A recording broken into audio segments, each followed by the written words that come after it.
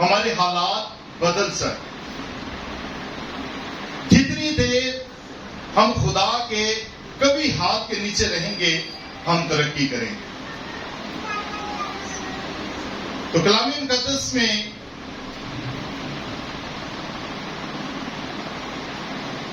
دوسرا سواری اور اس کا 11 باب اس کی 9 آیت کلام مقدس میں لکھا ہے کہ داؤد ترقی پر ترقی کرتا گیا کیونکہ رب الافواج اس کے ساتھ تھا. اسرائیل کا سب سے جو پہلا بادشاہ تھا وہ ساؤل تھا. جب اس کے اندر گھمنڈ آیا، نفرت آئی، غصہ آیا، حسد آیا، تو کلام مقدس میں لکھا ہے کہ وہ گرتا گرتا اور گرتا ہی چلا گیا. تو آج بھی جب خدا ہمیں ترقی دیتا ہے، جب ہمارے درمیان غصہ، تکبر، غرور آ جاتا ہے تو ہم نیچے کی طرف آنا شروع ہو جاتے ہیں. تو داؤد اس طرح کا نہیں تھا. داؤد خدا کے کبھی ہاتھ کے نیچے تھا. داؤد بھیڑ بکریاں چرانے والا تھا اور اسرائیل کا بادشاہ بنا. داؤد اسرائیل کا دوسرا بادشاہ ہے کیونکہ رب الافواج اس کے ساتھ تھا. تو کلام مقدس میں لکھا ہے اسرائیلی عورتوں نے جب گیت گایا کہ ساؤل نے مارا ہزاروں کو، داؤد نے مارا لاکھوں کو، اس بات سے ساؤل کو غصہ آیا. میں اسرائیل کا بادشاہ ہوں، میری تعریف نہیں بلکہ داؤد کی تعریف ہو رہی ہے. اس بات سے اس کے اندر گھمنڈ پیدا ہوا، حسد پیدا ہوا. تو کلام مقدس میں لکھا ہے کہ وہ گرتا گیا اور گرتا ہی چلا گیا. تو داؤد ترقی پر ترقی کرتا گیا کیونکہ رب الافواج اس کے ساتھ تھا. تو آج بھی جب خدا ہمارے ساتھ ہے تو ہم ترقی پر ترقی کرتے جاتے ہیں. تو آج ہم کلام مقدس میں جو سیکھ رہے ہیں وہ یہی بات ہے، ترقی کا راز. اگر آج آپ کی زندگیوں میں ترقی نہیں تو آج آپ خدا کے کلام میں سے سیکھ لیجئے. اگر آپ چاہتے ہیں کہ آپ ترقی کریں، آپ کے حالات بدلیں، تو آپ خدا کے کبھی ہاتھ کے نیچے آ جائیں. جب آپ خدا کے کبھی ہاتھ کے نیچے رہیں گے تو آپ داؤد کی طرح ترقی پر ترقی کرتے جائیں گے. تو اسی طرح ایک اور حوالہ دیکھیں گے، زبور 75 اور اس کی 6 اور 7 آیت مبارکہ. کیونکہ سرفرازی نہ تو مشرق سے ہے، نہ مغرب سے اور نہ جنوب سے آتی ہے، بلکہ خدا ہی عدالت کرنے والا ہے. وہ کسی کو پست کرتا ہے اور کسی کو سرفرازی بخشتا ہے.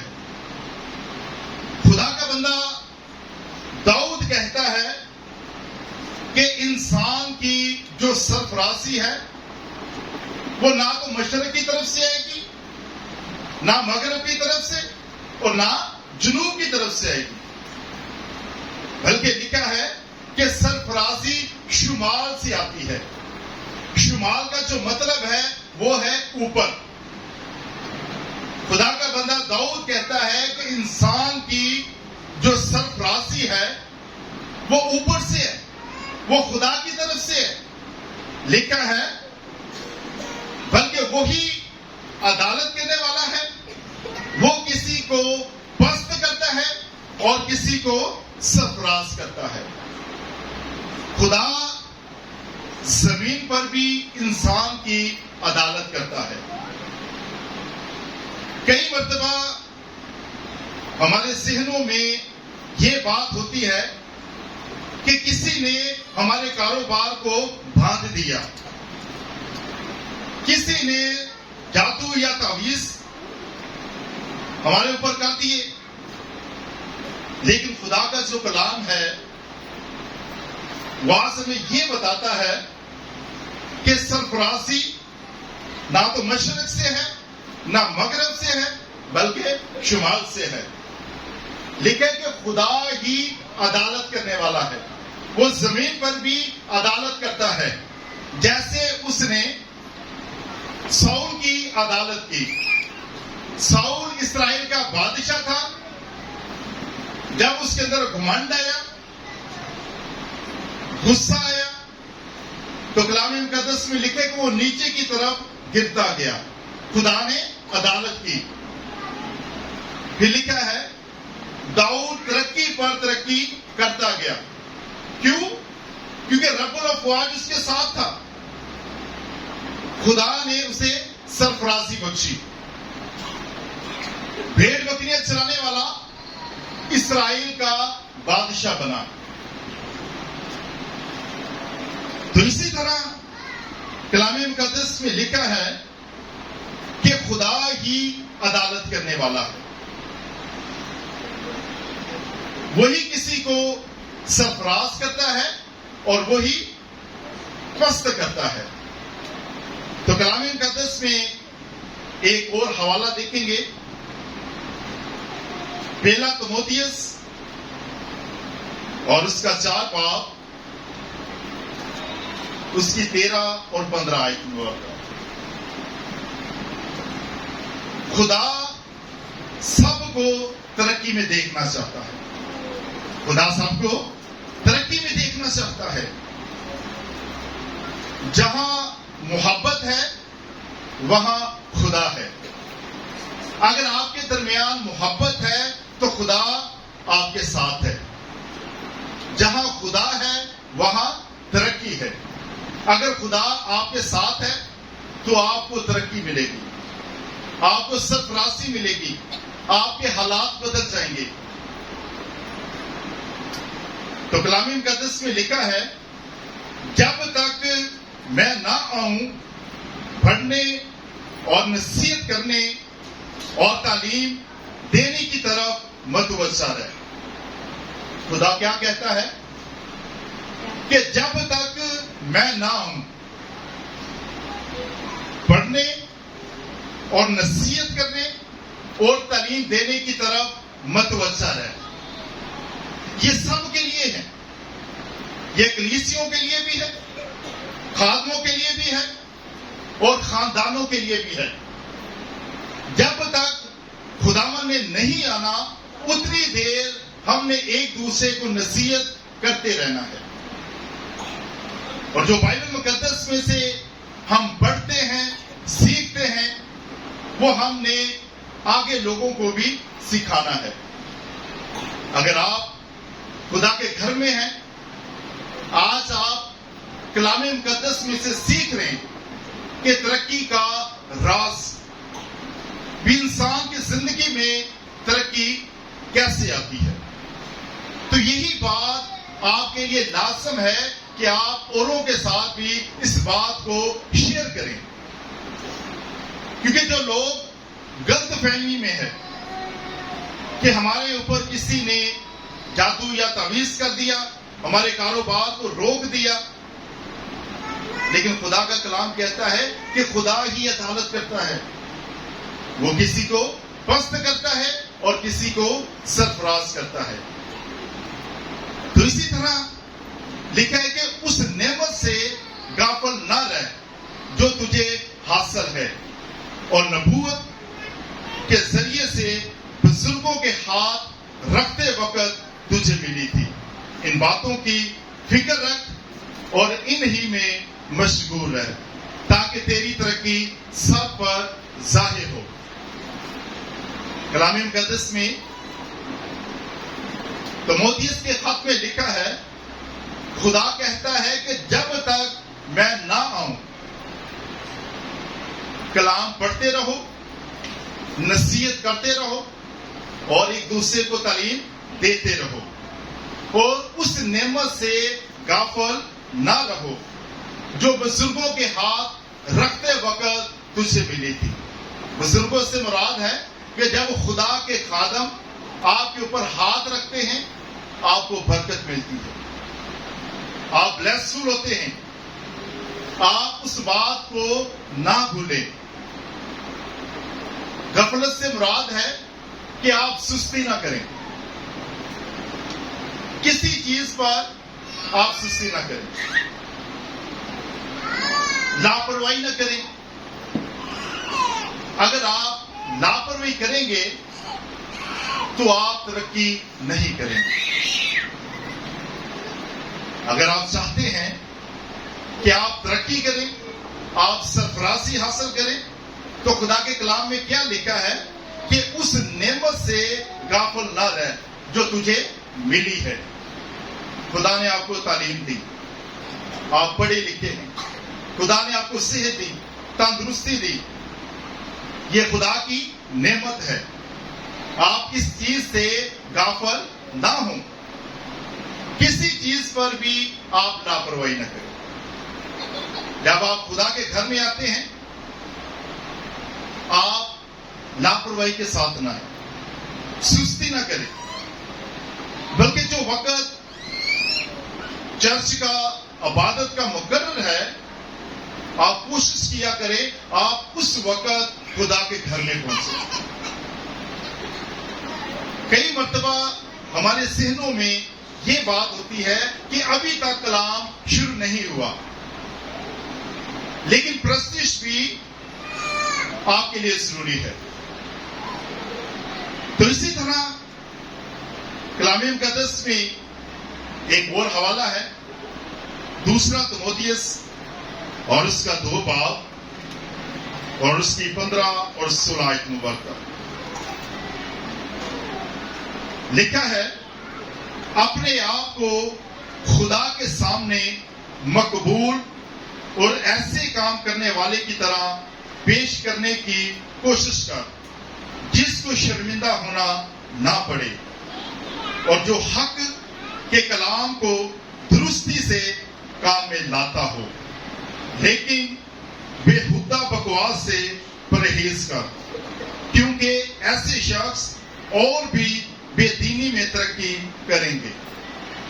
खुदा का बंदा पौलुस रसूल कहता है कि अपने आप को इस तरह का पेश कर कि जिसको शर्मिंदा होना ना पड़े। जब आप खुदा के सामने जाएं आपको शर्मिंदगी उठाना ना पड़े, लेकिन जो हक का कलाम है, जो सच्चाई है, आप वही सुने वही पढ़े। लिखा है कि बेहुदा बकवास, जो लोग बेहुदा बातें करते हैं उनकी जिंदगियों में जो तरक्की है वो खत्म होती जाती है। ये भी तरक्की का राज है। अगर आप बेहुदा बातें करते हैं तो आप समझ लीजिए किसी ने नहीं आपके ऊपर कुछ किया, आपके अपने कामों की सबब से आप नीचे की तरफ आए। साउल अपने कामों की वजह से नीचे आया था। क्यों? क्योंकि उसके अंदर घमंड तकब्बर पैदा हुआ। दाऊद ने तरक्की की क्योंकि वो खुदा के साथ चलता था।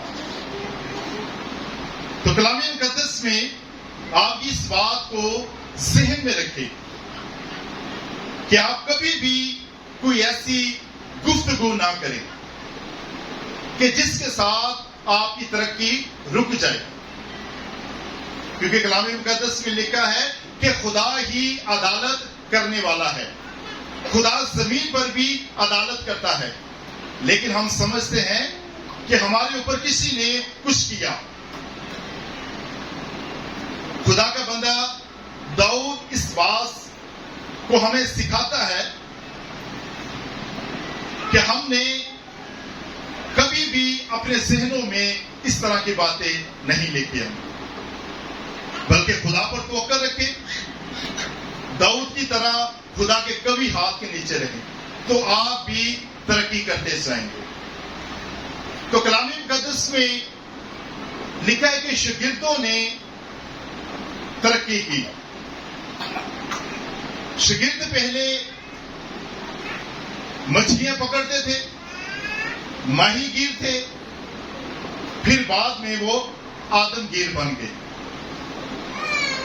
ترقی کی انہوں نے، پہلے وہ مچھلیاں پکڑتے تھے، پھر وہ آدم گیر بنے، ان پڑھ تھے اور استاد بن گئے۔ شاگردوں نے بھی ترقی کی، کیوں؟ کیونکہ وہ خدا کے ساتھ چلتے رہے، یسوع کے ساتھ رہے۔ اگر اعمال 4 باب اس کی 13 آیت میں دیکھیں، لکھا ہے جب انہوں نے پترس اور یوحنا کی دلیری دیکھی اور معلوم کیا کہ یہ ان پڑھ اور ناواقف آدمی ہے تو تعجب کیا، پھر انہوں نے پہچانا کہ یہ یسوع کے ساتھ رہے ہیں۔ جو یسوع کے ساتھ رہتا ہے ان کے حالات بدل جاتے ہیں، جو یسوع کے ساتھ رہتا ہے اس کے حالات بدلتے ہیں۔ اگر آپ یسوع کے ساتھ ہیں تو آپ کے بھی حالات بدل جائیں گے۔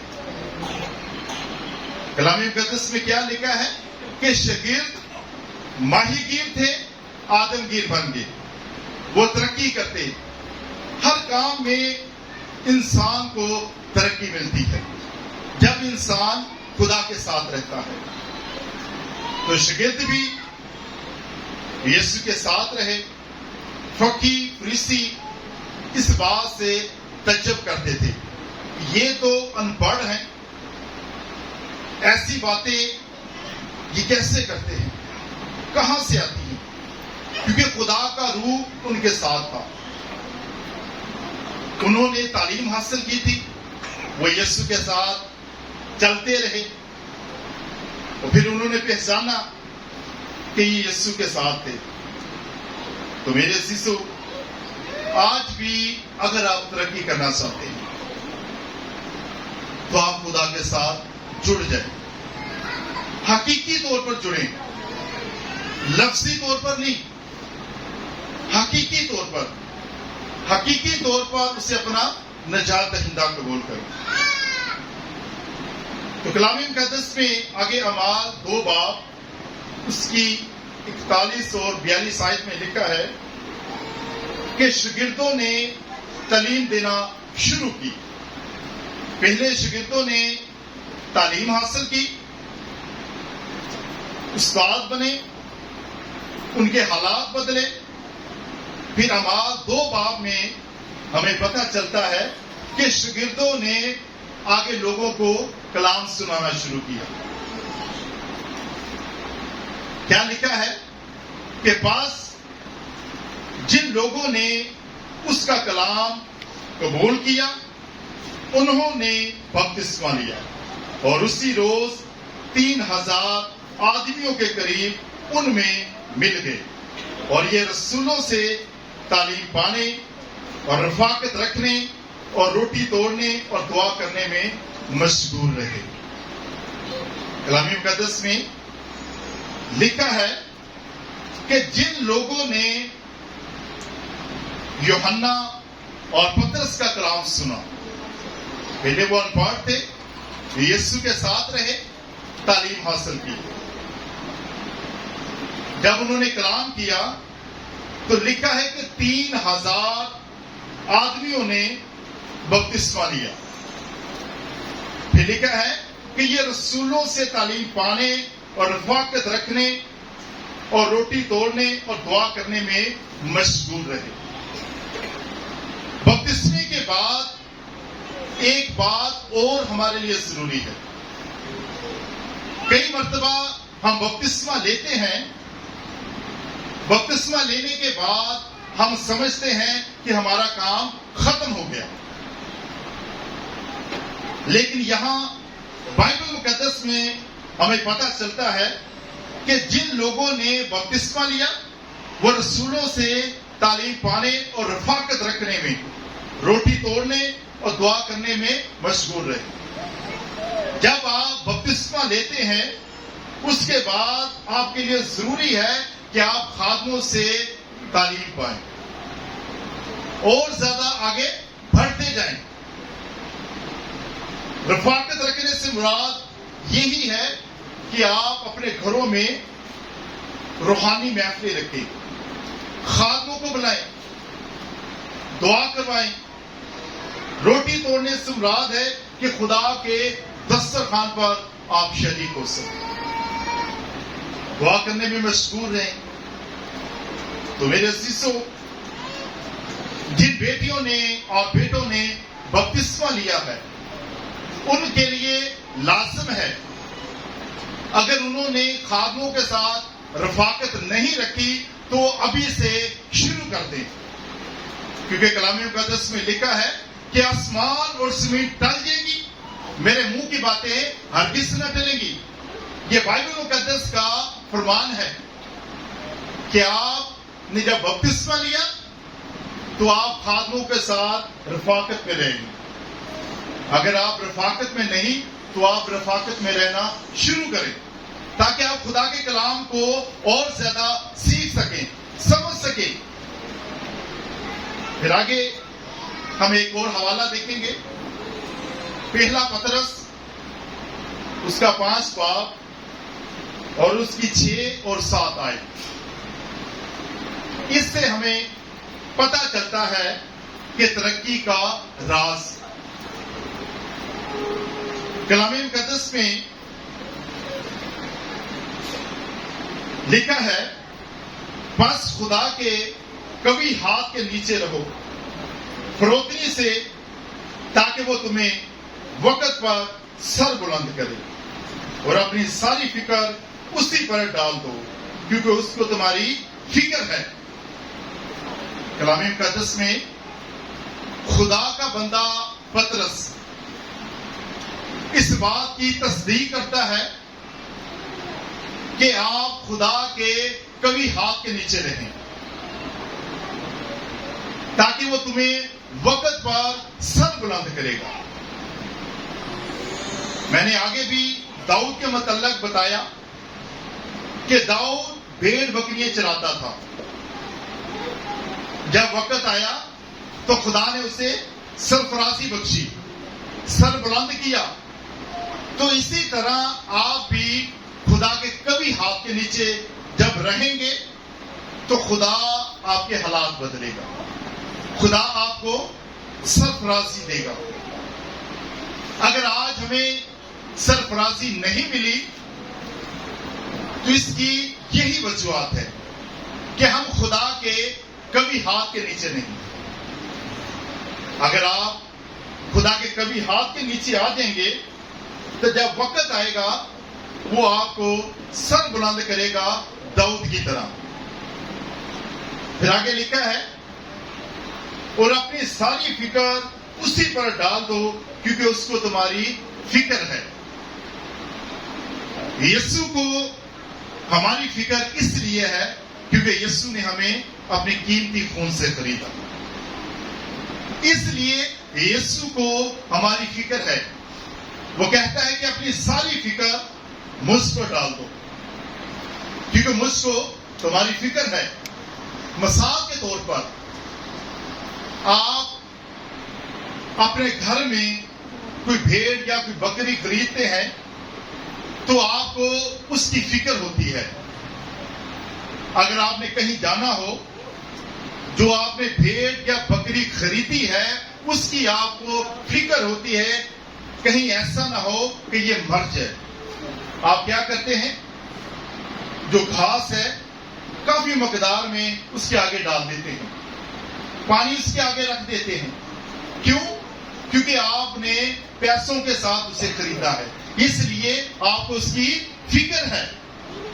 تو یسوع نے ہمیں اپنے قیمتی خون سے خریدا، اس لیے یسوع کو بھی ہماری فکر ہے۔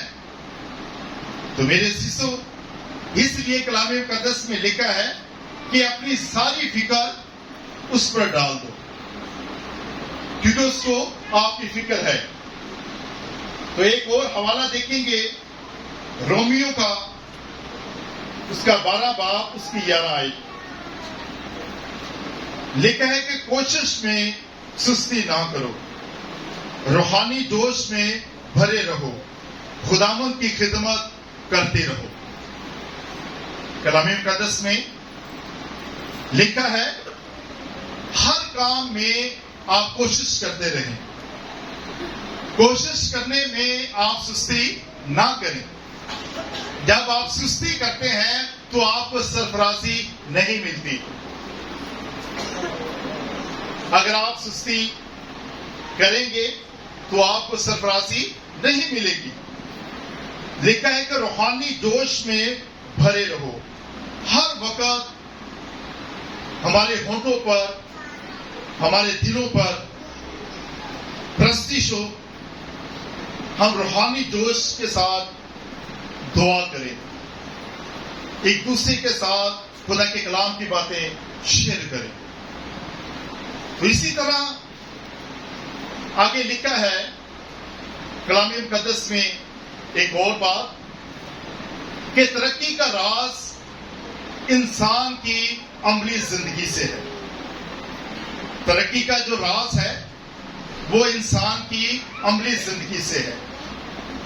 مرکز کی انجیل اس کا 6 باب اور اس کی 35 سے 44 آیت مبارکہ جب ہم پڑھتے ہیں، اس بات کا مطالعہ کرتے ہیں. اس واقعات کو آپ نے کئی مرتبہ سنا ہے کہ خداوند یسوع مسیح نے 2 مچھلیاں اور 5 روٹیوں پہ برکت دی اور 5000 لوگوں نے کھایا.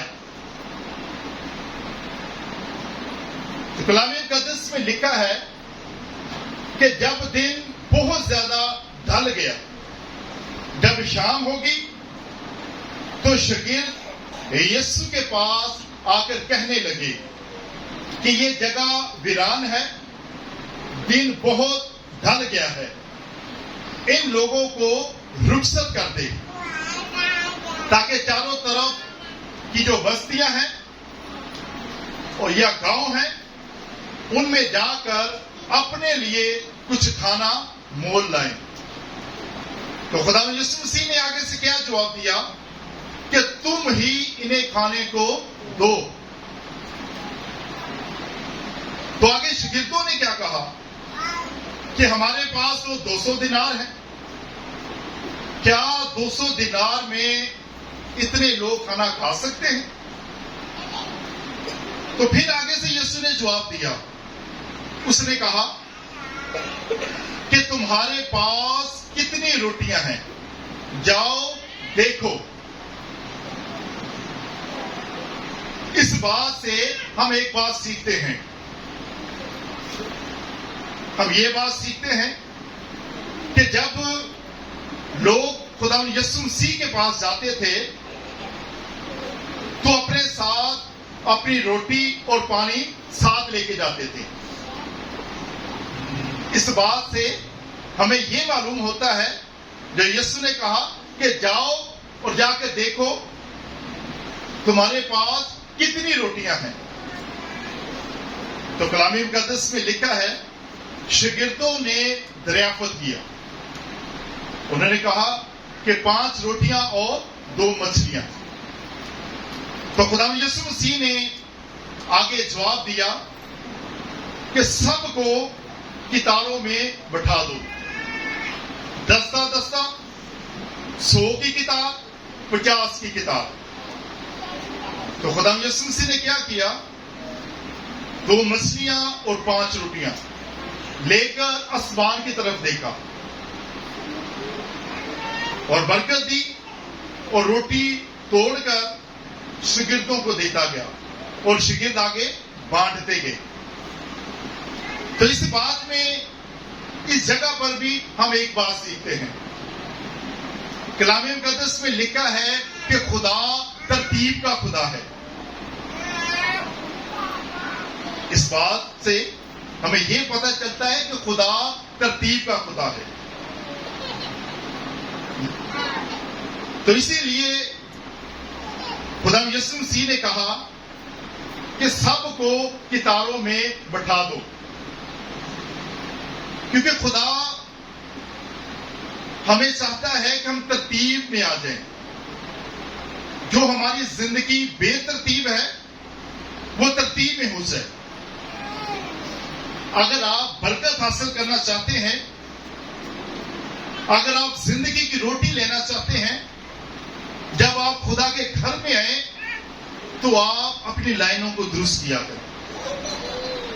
یہاں پر ہم یہ بات سیکھتے ہیں، اگر یسوع چاہتا جیسے بھی وہ بیٹھے تھے اس طرح بھی ان لوگوں کو کھانا تقسیم کیا جا سکتا تھا، لیکن یسوع نے شاگردوں سے کہا کہ ان کو کتاروں میں بٹھا دو، کیونکہ خدا ترتیب کا خدا ہے.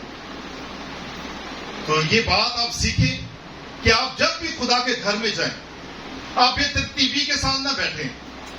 اگر آپ بے ترتیبی کے ساتھ بیٹھیں گے تو خدا آپ کو برکت نہیں دے گا.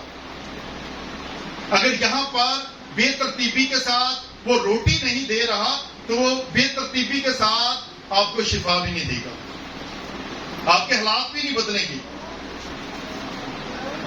تو آپ جب بھی ہیں کوشش کیا کریں آپ ترتیب کے ساتھ بیٹھ جائیں. پھر آگے لکھا ہے کہ جب سب لوگوں نے کھانا کھا لیا تو 12 ٹوکرے بچے ٹکڑوں کے. یسوع نے اپنے شاگردوں سے کیا کہا؟ ان تمام ٹکڑوں کو کیا کرو؟ اکٹھا کرو تاکہ یہ ضائع نہ ہو. یہاں پر بھی ہم ایک بات سیکھتے ہیں، یہاں پر بھی ہم ایک بات سیکھتے ہیں، کیونکہ خدا نہیں چاہتا ہم خوراک کو ضائع کریں. اگر ہم دیکھتے ہیں بائبل مقدس میں وہ جگہ ویران تھی، پرندے بھی کھا سکتے تھے ان ٹکڑوں کو، جنگلی جانور بھی کھا سکتے تھے، لیکن نہیں، یسوع نے وہ ٹکڑے اٹھانے کا ایک مقصد تھا تاکہ ہم اس بات کو سیکھ سکیں، لوگوں کو سکھایا جائے تاکہ آپ ان ٹکڑوں کو ضائع نہ کریں. جب ہم ٹکڑوں کو ضائع کرتے ہیں تو ہم گناہ کرتے ہیں. تو کلام مقدس میں لکھا ہے کہ 5000 مردوں نے کھانا کھایا. عورتوں کا شمار نہیں ہے، صرف مردوں کا شمار کیا گیا، حتیٰ کہ وہاں بچے بھی موجود تھے. یہ بات ہمیں کیسے پتہ چلتی ہے کہ بچے بھی وہاں موجود تھے؟ جس بچے سے جس کے پاس کھانا تھا وہ بچہ تھا، اس کے پاس 2 مچھلیاں اور 5 روٹیاں تھیں. اس لیے ہمیں پتہ چلتا ہے کہ جس جگہ پر معجزہ ہوا 5000 لوگوں نے کھانا کھایا، ان کے درمیان بچے بھی موجود تھے. تو میرے عزیزوں، خدا کا جو کلام ہے وہ ہمیں سکھاتا ہے کہ ہم اپنی زندگی کو ترتیب میں لے کے آئیں، اپنی زندگی میں سستی ختم کر دیں.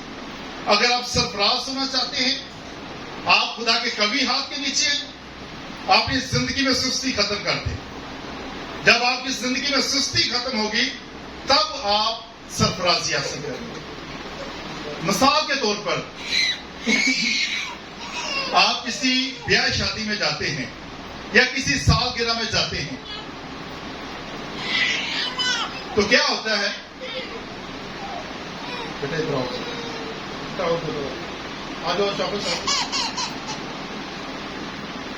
اس بچے کو دیکھیں آپ، یہ بچہ اپنے گھر میں آدھی روٹی کھاتا ہوگا، لیکن جب ہم بیاہ شادی میں جاتے ہیں، سالگرہ میں جاتے ہیں، تو پھر ہم اس بچے کو پلیٹ بھر کے کیوں دیتے ہیں؟ ماں کو پتہ ہے کہ اس بچے کی کیا خوراک ہے. کیونکہ آپ خوراک کو ضائع کرتے ہیں. تو میرے عزیزو، خدا کا جو کلام ہے وہ ہمیں یہی سکھاتا ہے کہ ہم خوراک کو ضائع نہ کریں. سب ماؤں کو پتا ہے کہ ہمارے جو بچے ہیں وہ کتنی خوراک کھاتے ہیں، لیکن آپ جب کسی سالگرہ پہ یا بیاہ شادی پہ جاتے ہیں تو آپ ان چیزوں کو سیکھیں، تھوڑا کھانا ڈال کے دیں تاکہ ضائع نہ ہو. یہی بات تو یسوع نے ہمیں سکھائی تاکہ ہم کھانے کو ضائع نہ کریں. اگر ہم کھانے کو ضائع کرتے ہیں تو ہم گناہ کرتے ہیں. تو کلام مقدس میں کیا لکھا ہے کہ جیسا تو چاہتا ہے کہ لوگ تیرے ساتھ کریں، تو بھی ان کے ساتھ ویسا ہی کر. تو پاجی اج اگر تسی لوکاں دا کھانا خراب کیتا ہے تے کل تہاڈا بھی تے کھانا خراب ہونا ہی ہے جب تسی اپنے بچیاں دا بیاہ کرنا. جب آپ اپنے بچوں کی شادی کریں گے، آپ کسی شادی پہ جا کر کھانا خراب کرتے ہیں، سالگرہ میں کھانا خراب کرتے ہیں. کل کو آپ نے بھی اپنے بچوں کی شادی کرنی ہے، پھر آپ کو بھی یہی بدلہ ملے گا. تو میرے عزیزو، آپ ان چیزوں کو سیکھیں، کیونکہ خدا کا جو کلام ہے وہ ہمیں روحانی ترقی کے متعلق اور جسمانی ترقی کے متعلق بتاتا ہے. بہت سے حوالہ جات بتانے کا یہی مقصد تھا تاکہ آپ لوگوں کو پتہ چلے، جگہ بہ جگہ یہ لکھا ہے. تو میرے عزیزو، خداوند اس کلام کے وسیلہ سے ہمیں برکت دے. آمین. آپ سب کی سلامتی ہو. ہم خداوند کی شکر گزاری کرتے ہیں کہ اس نے اپنے خادم کے ذریعہ سے یہ بات ہمیں سکھائی کہ میں ہر طرح سے ان باتوں کا خیال کرنا ہے، ان باتوں پر توجہ کرنا ہے جو ہماری ترقی میں آڑے آتی ہیں. آمین. یعنی ہم سیکھ رہے تھے کہ اگر کوئی مسیح میں ہے تو پھر وہ کیا ہے، جو نیا مخلوق ہے.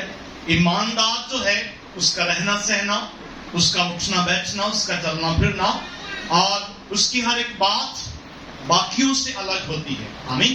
میرے ساتھ ایک ذرا آمین. ہاللیلویا. اور ہم اس بات کو بڑی ترتیب کے ساتھ سیکھ رہے تھے، اور خدا کا خادم یہاں میں سکھا رہا تھا کہ ہم نے جب خدا نے یسوع کو دیکھا کہ وہاں معجزہ ہوا، روٹی کو تقسیم کیا گیا، کھانا بانٹا گیا، تو اس کی ایک ترتیب تھی.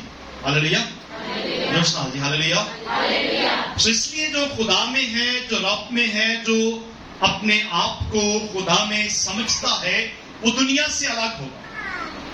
اس کی باتیں عام دنیا کی طرح نہیں ہوں گی، وہ اس جہاں کا بھی شکل نہیں ہوگا، بلکہ وہ دوسروں سے الگ ہوگا. یہاں بہت سارے حوالہ جات کو آپ کے سامنے رکھنے کا یہی ایک مقصد تھا کہ آپ اس بات کو سیکھ جائیں کہ جو نیا مخلوق ہے، جو خدا میں ہے، جو رب میں ہے، جس نے اس دنیا کا انکار کیا ہوا ہے، اپنے آپ کو خدا میں اس نے پابست کیا ہوا ہے، وہ پھر دنیا جیسا نہیں ہوتا، وہ دنیا سے الگ ہوتا ہے. اور جو پھر خدا کے ساتھ ایک تعلق میں آ جاتے ہیں، ایک رابطہ میں آ جاتے ہیں، ایک ریلیشن شپ میں آ جاتے ہیں، ایک تعلق جب ان کا خدا کے ساتھ بن جاتا ہے تو پھر وہ عام نہیں رہتا، پھر وہ خاص ہو جاتا. آمین. آمین. بھی جو خدا کے لیے خاص ہے پھر وہ دنیا کے لیے بھی خاص ہوگا. ہاللیلویا. اس لیے میرے عزیزو، آج کا یہ پیغام، آج کی یہ خوبصورت باتیں آپ کی زندگی میں اس لیے تھی کہ آپ خدا میں ہیں. آمین. دوست جی آمین. آپ کی توجہ کچھ دیر اس طرف ہو. ہم نے بہت سارے حوالہ جات کو پڑھا، دیکھا ہے اور سنا بھی ہے. اور بڑی خوبصورت بات، ہمارے پاس ابھی ٹائم ہے اس لیے میں تھوڑا سا ٹائم لینا چاہتا ہوں. اس بات کو جو خدا کے خادم سکھا رہے تھے آپ کو، اس کو تھوڑا سا میں ایک ترتیب میں لا کر آپ کو بتانا چاہتا ہوں. ذرا سنیے کہ جو خدا میں ہے وہ پھر عام دنیا جیسا نہیں ہوتا. خدا کے خادم بڑی खूबसूरत बात सिखा रहे थे कि जब आप किसी शादी में या सालगिरह में जाते हो तो अपना जो है वो रहना सहना जरूर बताएं कि आप खुदा में हैं, आप आम दुनिया जैसे नहीं है। यहाँ एक तरतीब बताई गई है, यहाँ एक जो मौजज़ा हुआ उसमें आपको जो बताया गया है एक तरतीब है, उसी तरतीब में हमें रहना। आमीन। जो खुदा में है, जो रब में है, वो फिर आम नहीं है, बड़ा खास है। आमीन। अजीजों, आज का जो हासिल कलाम है, इस बात पर हमने गौर करना, इस बात पर हमने तवज्जो करना है कि आपकी तरक्की का राज क्या है। आमीन। जो समझे आमीन। आपकी जो तरक्की का राज है वो इस बात में है कि आप अपने आप को खुदा में पवित्र कर दो, उसके आइन और उसके कवानीन पर आपका ध्यान, उसकी बातों पर आपकी तवज्जो, उसके कलाम पर आपकी तवज्जो, फोकस ध्यान खुदा के कलाम पर, तो फिर मेरे अजीजों आप तरक्की कर सकते, अदरवाइज आप तरक्की नहीं करो। तो ये बातें खुदा के खादिम बड़ी खूबसूरती के साथ आपके सामने बयान कर रहे थे कि शागिर्द पहले मछलियां पकड़ते थे, जब उन पर रहम हुआ, जब उसके कवि हाथ के नीचे आए और फरोतनी के साथ रहे, तो खुदा ने सर बुलंद किया, आज सुनहरी हरूफ में उनका नाम लिया जाता है। हालेलुया। हमें भी खुदा में रहने की जरूरत है, हमें भी अपने खुदा के साथ एक रिलेशनशिप, एक ताल्लुक बनाने की जरूरत है। दुआ में, इबादत में, बंदगी में, नमाज में, सिजदा में जब हम झुकते हैं तो हमें अपना ताल्लुक जो है वो खुदा के साथ बेहतर करना चाहिए। आमीन। और फिर जब हम इस बात का दावा करते हैं कि हम खुदा में, हम अपने आप को खुदा में रखते हैं, हम दुआ करने वाले हैं, हम इबादत करने वाले हैं, हम बंदगी करने वाले हैं, हम नमाज पढ़ने वाले हैं, तो फिर हमारा किरदार जो है इस बात को वाज़िया तौर पर साबित करता है कि हम दुआ करने वाले हैं। आमीन। हमारा उठना बैठना, चलना फिरना, हमारी गुफ्तगू इस बात को साबित करती है कि हम खुदा में हैं। अजीजों, जरूरी है कि अगर हम खुदा में हैं, दुआ करने वाले, बंदगी करने वाले, इबादत करने वाले हैं, तो इन बातों पर गौर करें, हमारी जिंदगी में तरतीब। आमीन। सुनिए प्लीज, हमारी जिंदगी में एक तरतीब, हम खुदा के साथ भी एक तरतीब में रहें, अपने रवैये पर गौर करें, अपनी बातों पर गौर करें, अपने उठने बैठने पर गौर करें, अपने चलने फिरने पर गौर करें, अपनी गुफ्तगू पर हम ध्यान करें कि अगर हम खुदा में हैं तो हमारी गुफ्तगू कैसी। आमीन। आमीन। हासिल कलाम, जरा गौर कीजिएगा इस बात पर कि अगर आप खुदा में हैं, आप दुआ करने वाले हैं, आप बंदगी करने वाले हैं, आप नमाज पढ़ने वाले हैं, आप सिजदा करने वाले हैं, तो फिर आपका रवैया इस बात को साबित करे कि आप खुदा में। आमीन। आपकी गुफ्तगू इस बात को साबित करे कि आप खुदा में। आमीन। दसना ना पवे, दसना ना पवे कि मैं पादरी हूं, है ना, मैंने नहीं। फिर आपको उठना बैठना, चलना फिरना इस बात को साबित करेगा कि आप दुआ करने वाले, आप इबादत करने वाले। यही बात खुदा के खादिम सिखा रहे थे कि जब वो यीशु के साथ, तो हमें एक वाकया याद आता है, फिर उसके बाद हम दुआ की जाने बढ़ेंगे। जब यीशु को पकड़ा गया और मुख्तलिफ अदालतों में पेश करने के बाद उसे बांध दिया गया, तो पतरस पीछे पीछे जाता है और मालूम करता है कि हुआ क्या। वहां एक लौंडी मिलती है, बहुत सारे लोग, 3 लोग उसको मिलते हैं, जब वो 3 दफा इनकार करता है तो लौंडी एक लफ्ज कहती है कि नहीं,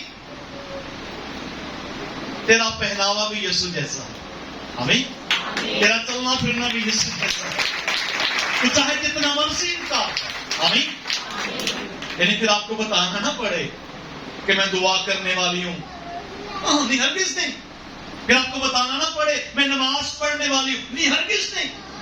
फिर आपको बताना ना पड़े कि मैं रोजा रखने वाला हूं, मैं दुआ करने वाला हूं, मैं दायकी देने वाला हूं, नहीं, हरगिज़ नहीं। आज के पैगाम का मकसद यही है कि आपको बताना ना पड़े آپ کا رویہ، آپ کا اٹھنا بیٹھنا، آپ کا چلنا پھرنا اس بات کو ثابت کر دے کہ آپ خدا میں. آمین. لوگ چلتے پھرتے آپ کو دیکھیں اور کہیں کہ لگتا ہے خدا دا بندہ ہے. آمین. لگتا ہے یہ خدا کی بندی ہے، یہ دعا کرنے والی ہے، یہ دعا کرنے والا ہے. ہلیلویا.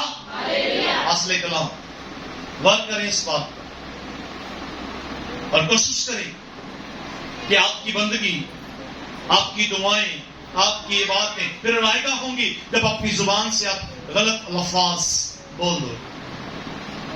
آپ کی گفتگو اس بات کو ثابت کرے گی کہ آپ خدا میں. آمین. آمین. عزیزو، پھر وہ باتیں، پھر وہ رویہ اس بات کی طرف لے کے جاتا ہے آپ کو. عزیزو، ہمارا عبادت کرنا ثابت کرے کہ ہم خدا میں ہیں. آمین. ہمیں ثابت کرے کہ ہم خدا میں ہیں، ہم دعا کرنے والے ہیں، ہم بندگی کرنے والے ہیں، ہم روزہ رکھنے والے ہیں اور ہم سجدہ کرنے والے ہیں. ہلیلویا.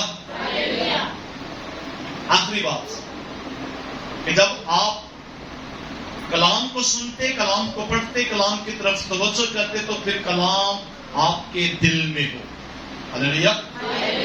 کلام آپ کے دل میں ہو، آپ کی زندگیوں میں نظر آئے. آمین.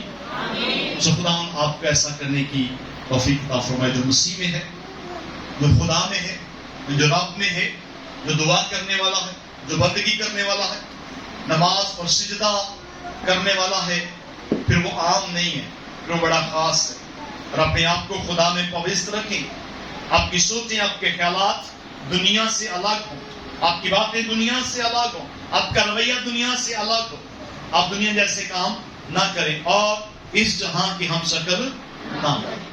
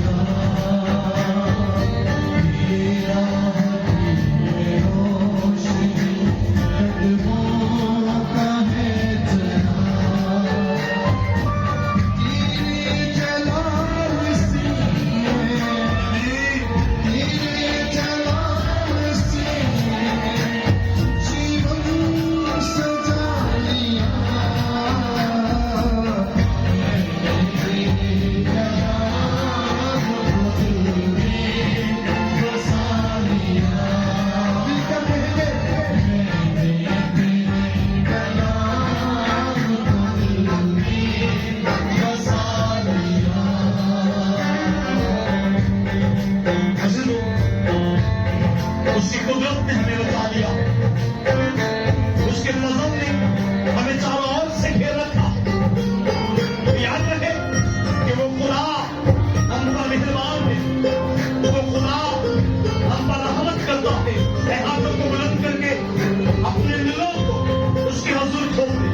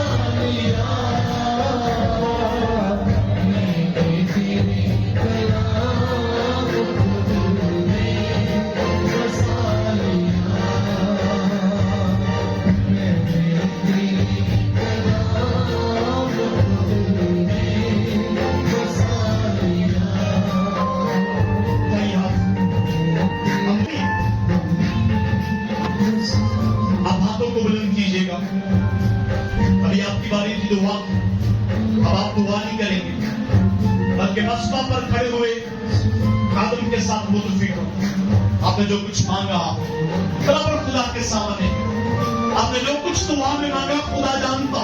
میں متفق ہوں. لکھا ہے کتاب مقدس زمین پر جو شخص کسی ایک بات کے لیے متفق ہو جائے آسمان پر خدا ان کے واسطے کر دے گا. آپ نے جو کچھ مانگا آپ میرے ساتھ متفق ہو. آپ کا ہاتھ اٹھانا متفق ہونے کی نشانی ہوگا. ہاتھوں کو بلند سے اور میرے ساتھ مل کے دعا. اب آپ دعا نہیں کریں, اب میرے ساتھ مل کے متفق ہو. ہم دعا میں متفق بہنور کے خالق اور مالک اس یسوع میں ہمارے آسمانی باپ لشکروں کے خدا, ہم تیری شکر گزاری کرتے ہیں کہ آج کی شام ہم تیرے حضور ہیں. ہم نے سنا کہ ترقی کلام میں ہے اور ایک لمحہ پانچ خدا جب ترقی تجھ میں ہے ہم تجھے اپنے دل میں بسا لیتے ہیں.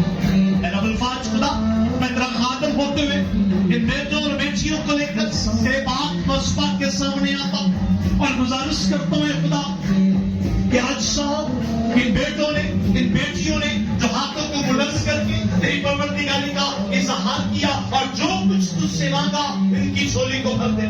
اور آج شام اے خدا کوئی بھی تیری حضوری سے خالی ہاتھ اور خالی جھولا نہ ہو بلکہ اس مسئلہ پر سے خدا تیری قدرت جاری اور ان زندگیوں میں خدا تیرا کلام نازل اور تیری قدرت جہاں ٹھہر جائے خدا اور سب کے سب برکت پائے, بخشش پائے, بحالی پائے اور تیرے نام کو جلال ملے.